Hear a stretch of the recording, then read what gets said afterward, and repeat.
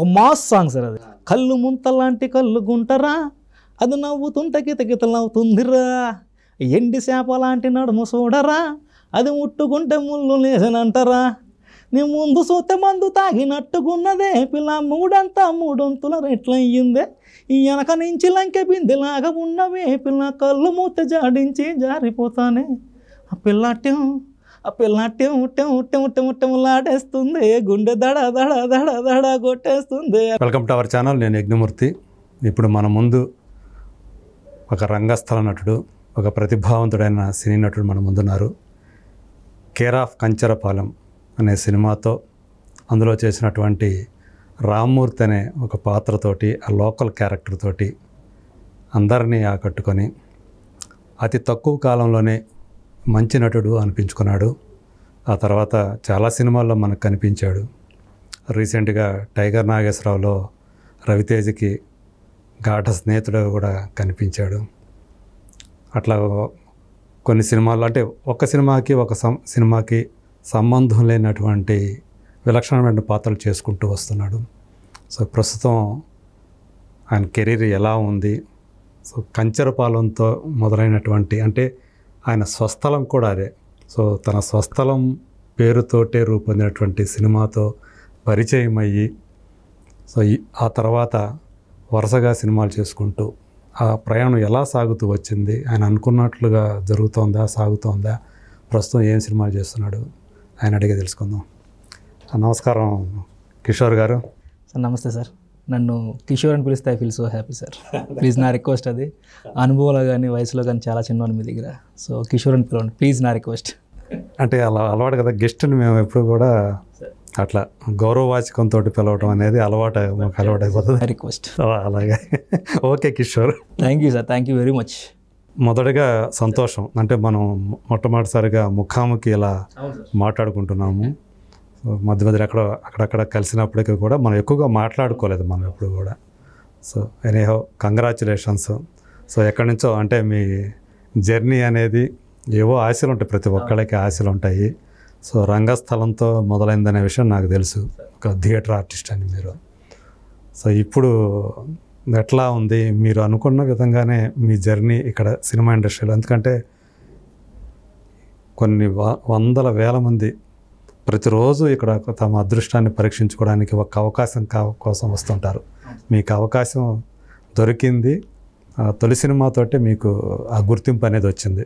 వెంకటేష్ మహాత్ ఇచ్చినటువంటి అందరికీ పేరు తీసుకొచ్చింది, తనతో సహా మీ అందరికీ కూడా. సో ఇప్పుడు ఏమనిపిస్తుంది, మీ అనుకున్నట్లుగానే కెరీర్ నడుస్తుందా? నేను ఎప్పుడు ఇండస్ట్రీకి వస్తాను అనుకోలేదు సార్. సో నేను జాబ్ చేసుకునేవాడిని, చాలా వెరీ నార్మల్ లైఫ్ స్టైల్ నాది. ఒక ప్రైవేట్ జాబ్, ఒక ప్రైవేట్ జాబు. సైమల్టేనియస్గా నేను మ్యూజిషియన్ అనమాట. Magic shows, folk singing programmes, anchoring.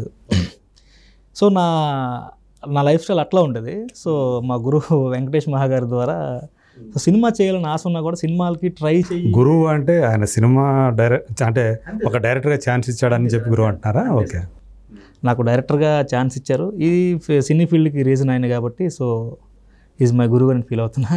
So నా రంగస్థల గురువులు వేరే ఉన్నారు, నా మ్యాజిషియన్ గురువులు వేరే ఉన్నారు, సింగింగ్ గురువులు వేరే ఉన్నారు. బట్ వాళ్ళందరికీ కూడా ఫస్ట్ నా హృదయపూర్వక ధన్యవాదాలు. వెంకటేష్ మహాగారిని సినీ ప్రస్తావనకు మా గురువు గారు.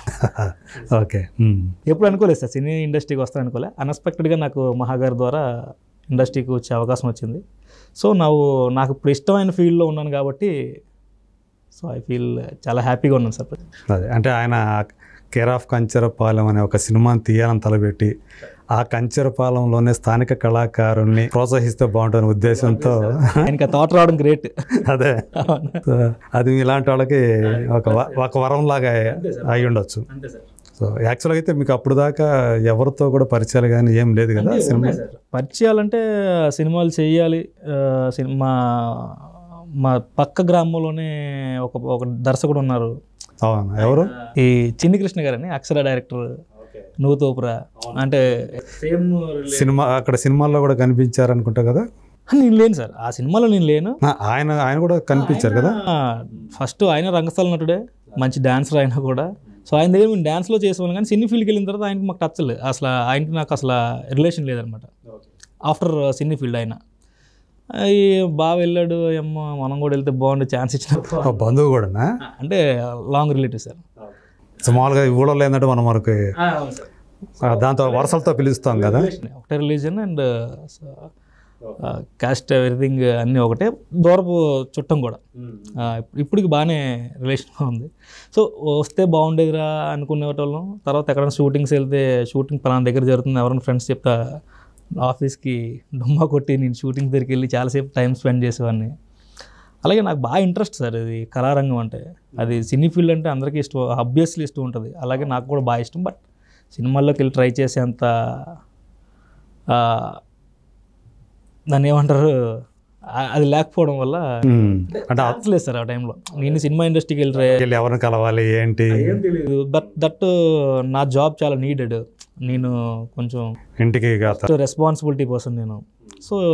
సో మెనీ రీజన్స్ వల్ల నేను బ్రెడ్ సంపాదించాలి ఫస్ట్, 100% అది సంపాదన ఉండాలి. ఆ రీజన్స్ వల్ల నేను సినీ ఫీల్డ్లో ట్రై చేయలేకపోయా. బై గాడ్ గ్రేస్ నాకు అది వెంకటేష్ మహా ద్వారా వరంలో వచ్చింది సార్. అది సాధారణంగా నటుడు అనే వాళ్ళకి ఏంటంటే ఆ స్కిల్స్ ఉన్నప్పుడు రంగస్థలం మీద మనం కనుక రాణిస్తున్నప్పుడు లేకపోతే ఉన్నప్పుడు పక్కాడు కూడా నువ్వు సినిమాలోకి వెళ్తే చాలా బాగుంటుందిరా, బాగా సక్సెస్ అవుతావు అని చెప్పి కూడా అంటూ ఉంటారు. సో ఏదైనా సరే నటుడికి, రంగస్థల నటుడికైనా సరే అల్టిమేట్ గోల్ అనేది సినిమాగా ఉంటుంది. మనం అనాది నుంచి చూసుకున్నా అదే కనిపిస్తుంటుంది మనకి. అలా సార్ నేను కాలేజీలో ఉన్నప్పుడు ఏదో డ్యాన్స్ పర్ఫామ్ చేసేవాడిని, సాంగ్స్ పాడేటోడిని. ఏదో మంచి టాలెంట్ ఉంది నీకు, సినిమాలోకి వెళ్తే బాగుంటుంది అని చాలామంది అనేటోళ్ళు. అందరూ అంటారు కదా వెళ్తే బాగుంటుందని మనకి లోపల ఉన్నా కూడా, బట్ వెళ్ళలేని పరిస్థితి. బట్ ఫైనల్గా ఇష్టమైన ప్లేస్కి రావడం చాలా హ్యాపీ సార్. ఓకే. సో అంటే ఫోక్ సాంగ్స్ కూడా మీరు రాస్తారని విన్నాను నేను. మీరే రాసి మీరే పాడి ట్యూన్స్ కూడా మీరే కట్టుకుంటారా? అంతే సార్. నేను సాధారణ ఫోక్ సింగర్స్ అందరూ కూడా అలాగే ఉంటారు. డ్రమ్స్ కూడా ప్లే చేసేవాడిని. సో నేను డ్రమ్స్ కొడుతూ నేను నా పాటలు నేనే పాడేవాడిని. మీరు స్వయంగా రాసినటువంటి ఒక పాట ఏదైనా మా కోసం పాడగలుగుతారా? రీసెంట్గా ఒక సాంగ్ రాశాను సార్. అది కొంచెం అంటే అర్థం చేసుకునే వాళ్ళకి అర్థం చేసుకున్నట్టు ఉంటుంది. ఓకే. ఒక సందర్భాన్ని బట్టి రాశారా? సందర్భాన్ని కాదు సార్, ఒక సిచ్యువేషన్ బట్టి రాశాను. ఒక సాంగ్ ఒక సినిమాకి అనుకుని రాసింది. సినిమాకి అనుకున్నా రాసిందే, బట్ అది టైం కుదరలే. అప్పటికి కొంచెం సినిమా లెంత్ ఎక్కువ అవడం వల్ల ఆ టైం కుదరక ఆ సాంగ్ని పెట్టదలుచుకోలే. యాక్చువల్ వాంటెడ్లీనే రాశారు, మిమ్మల్ని అడిగితే రాశారు అది. ఓకే. కళ్ళు ముంత లాంటి కళ్ళు గుంటరా, అది నవ్వుతుంటే కిత కితలవుతుందిరా. అది ఒక మాస్ సాంగ్ సార్. అది అంటే కళ్ళు కాంపౌండ్ దగ్గర ఏంటి, కళ్ళు ముంత లాంటి కళ్ళు గుంటరా, అది నవ్వుతుంటే కిత కితలవుతుందిరా. ఎండి చేప లాంటి నడుము చూడరా, అది ముట్టుకుంటే ముళ్ళు లేసనంటారా. నీ ముందు చూస్తే మందు తాగినట్టుకున్నదే పిల్ల, మూడంతా మూడొంతుల రెట్లయ్యిందే. ఈ వెనక నుంచి లంకె బిందెలాగా ఉన్నవే పిల్ల, కళ్ళు మూత జాడించి జారిపోతానే. ఆ పిల్లాట్యం ఇట్లా అది ఆడేస్తుంది. మా వైపు ఒకటి ఆడిపోతున్నారా ఇది అంటుంటావు. ఇక్కడ కూడా ఉంటుంది. ఈవెన్ సౌత్ కోస్టల్లో కూడా బాగానే ఉంటుంది అది. నాది ప్రకాశం జిల్లా, అంటే ఇప్పుడు బాపట్ల అనుకోండి. అంటే తెలంగాణకు తక్కువ సార్, మన ఆంధ్ర వైపు అంతా కూడా ఉంటుంది. అవును అవును. దాని మీద రాసిన సాంగ్స్ అవి. అలాగే చాలా వరకు రాశాను సార్. మందు మీద మంచి సాంగ్స్ రాశాను. సో మీకు వాయిస్ కల్చర్ కూడా బాగుంది అంతా కూడా. అదే అలాగే సార్. అంటే నాట్ ఫుల్ ప్రొఫెషనల్గా ఉండకపోయినా బట్ ఓకే. నేను ఫోక్ సింగర్ సార్. అంటే రేలా టీమ్స్తో పాడుతుంటాను నేను. పర్ఫార్మెన్స్ బాగానే ఇచ్చా. అంటే నేను టీవీ షోస్ చేయలేదు, కానీ మిత్రుడు జానకిరావు నాకు మంచి ఫ్రెండ్. సో ఆయన పాడిన ప్రతి ప్రోగ్రాంలో కూడా నా సరౌండింగ్స్లో ప్రోగ్రామ్స్ ఉంటే నన్ను పిలిచి అన్న మంచి పాట సింగర్, మీ ఎవరికి తెలియదు సినిమాల్లోనే కదా సింగర్ కూడా అని చెప్పి పాడించేస్తుంటారు బలవంతంగా. సో అట్లా చాలా షోస్ చేశాను ఆయనతో, వేరే వేరే టీమ్స్తో షోస్ చేశాను. సో ఇవన్నీ బ్రెడ్ కోసం చేసేవాళ్ళ లేకపోతే ఇంట్రెస్ట్ కోసం చేసే? Interest sir. ఈ ఫోక్ జాబ్ చేస్తే ఇవన్నీ సైమల్టేనియస్గా నేను ఇంట్రెస్ట్తో చేసినవన్నీ. అదే. సో మన మనసులో ఒకటి ఉంటుంది కదా, ఆ జీల్ ఉంటుంది కదా. కాంప్రమైజ్ జాబ్ చేస్తున్నాను సార్. ఈ అవకాశాలు దొరక్క కళాకారుడిగా మేనేజర్గా వర్క్ చేసేవాడిని. మార్కెటింగ్ జాబ్ చేసేవాళ్ళ? డిపార్ట్మెంట్లో చేసేవాడిని. వెల్ అక్కడ కూడా పర్వాలే. మరి ఇంకా మార్కెటింగ్ అంటే తిరుగుతూ ఉండాలి, తిరుగుతూ ఉండాలి. బట్ నా కళ, నా కోరిక ఎక్కడా చంపుకోకుండా టైం దొరికినప్పుడు మాత్రం కళకి ప్రాధాన్యత ఇచ్చేవాను సార్ నేను. చుట్టూ సరౌండింగ్స్, మా ఫాదర్కి కళాకారులు అంటే చాలా అభిమానం. పండగల్లో ఎవరైనా స్టేజెస్ ప్రోగ్రామ్ పెట్టి ఒక ప్రోగ్రామ్ బుక్ చేస్తే అక్కడ వచ్చిన ఆర్టిస్టులు అందరూ మా ఇంటికి తీసుకొచ్చేవాళ్ళు. అలా ఈ జానకిరామ్ వాళ్ళు ప్రతి కళాకారులు మా ఇంటికి రావాలి. మా ఫాదర్కి అంత పిచ్చి కళాకారులు అంటే. ఆయన థియేటర్ ఆర్టిస్టే. సో ఆయన దగ్గర నుంచి అవునా? ఓకే. ఆయన ఇంట్రెస్ట్, ఆయన ప్యాషన్ నా ద్వారా నేను సాటిస్ఫై చేస్తాను ఫాదర్ని. అదే అదే అదే. సో అది మీకు వచ్చేసింది అనమాట ఆటోమేటిక్. చిన్నప్పటి నుంచి చూస్తూ నాన్నను చూస్తా. చిన్నప్పటి నుంచి నాకు ఫాదర్ బాగా సపోర్ట్ సార్. ఈ కల్చరల్ ఈవెంట్స్కి బాగా సపోర్ట్ చేసుకోవాలి ఫాదర్. ఇంట్లో కూడా నేను ఏం చేసినా కాదనే వాళ్ళు కాదు. బట్ నేను కూడా అటు ఇటు కాకుండా పర్ఫెక్ట్గా. ఇంట్లో చిన్నవాళ్ళేమో మీరు? నేనే చిన్నాను సార్. అక్క నేను ఇద్దరు, నేను చిన్న బాగా సపోర్ట్ చేసేవాళ్ళు ఇంట్లో. ఆ గారాభం కూడా కొంచెం ఉంటుందిగా. సామాన్యమైన జీవితాలు సార్. బట్ అయినా కూడా బాగా చూసుకున్నాను, నన్ను సపోర్ట్ చేసేవాళ్ళు. అంటే నాకు ఇష్టమైన దాన్ని ఎప్పుడు కూడా వాళ్ళు వద్దల్లా, అది చాలు కదా సార్. సో నాకు ఇష్టమైన ప్యాషన్లో నేను వెళ్తున్నా కూడా నన్ను ఎప్పుడు వాళ్ళు క్వశ్చన్ చేయలేదు, ఎప్పుడు పుల్ స్టాప్ పెట్టలా. So go head. మరి ఈ మ్యాజిక్స్ అనేవి అది ఎట్లా అబ్బింది? అది నేను నా స్కూల్లో నా ఫ్రెండ్ ఒకడు ఉన్నాడు సార్, గౌరీశంకర్ అని. వాడు ఒక టైంలో మ్యాజిక్ చేశాడు. నేను ఒక ఫోక్ సింగింగ్ సాంగ్ పాడా, ఫోక్ సింగింగ్ కాంపిటీషన్లో ఒక సాంగ్ పాడా నేను స్టేజ్ మీద. వాడు స్పెషల్ ప్రోగ్రామ్గా ఒక మ్యాజిక్ చేశాడు. ఒక మెజిషియన్ దగ్గర నేర్చుకొని అసిస్టెంట్ కింద వెళ్ళి ఒక షో ప్రదర్శన. సేమ్ ప్రోగ్రాంలోనా? సేమ్ స్కూల్లో సేమ్ ప్రోగ్రాంలో వాడు మ్యాజిక్ చేశాడు. సేమ్ ఈవెంట్లో మ్యాజిక్ చేశాడు. అరే భలే ఉంది. నాకు అప్పటి నుంచి నాకు మ్యాజిక్ అంటే బాగా ఇంట్రెస్ట్. అరే ఈడు ఎలా చేశాడా అని చెప్పి నేను ఇంకా వాడిని తినేయడం మొదలుపెట్టా. బావా నేను ఏం చేసినా పర్లేదు, నాకు మ్యాజిక్ కావాలరా, నేను కూడా నేర్చుకోవాలి, సాంగ్స్ పాడితే మ్యాజిక్ అసలు కాదురా అనేసి. నేను 10th అయిపోయినంత వరకు నాకు చెప్పలేదు సార్. ఇంటర్మీడియట్కి వెళ్ళా, ఇంటర్మీడియట్లో కూడా చెప్పలే. ఇంటర్ సెకండ్ ఇయర్ ఎండింగ్ వచ్చిన తర్వాత మళ్ళీ కలిసాడు. ఒక యాక్సిడెంటల్గా కలిసాడు. నాకు చెప్తావో చెప్పవా, నాడు ఇంటికి వెళ్ళిపోయాను డైరెక్ట్గా. వాడితో ఏం లేదురా బాబా, ఆడప్పటికి మ్యాజిక్ షో మానేశాడు. సో నేను అలాగే మానేశాను. నా దగ్గర కొన్ని ఐటమ్స్ ఉన్నాయి, నీకు ఇంట్రొడ్యూస్ చేస్తాను magic, what is the magic అనేది నేను చెప్తా. అప్పటికి యూట్యూబ్స్ అవి ఏమీ లేదు సార్ నాకు. అయితే చెప్పాడు, సో ఈ ట్రిక్ ఎలా చేయాలి, ఆ ట్రిక్ ఎలా చేయాలి. ఓకే, మ్యాజిక్ అంటే ఇస్ నథింగ్ బట్ ట్రిక్. ప్రతిది కూడా ఒక గిమిక్ మీద ఆధారపడి ఉంటుంది.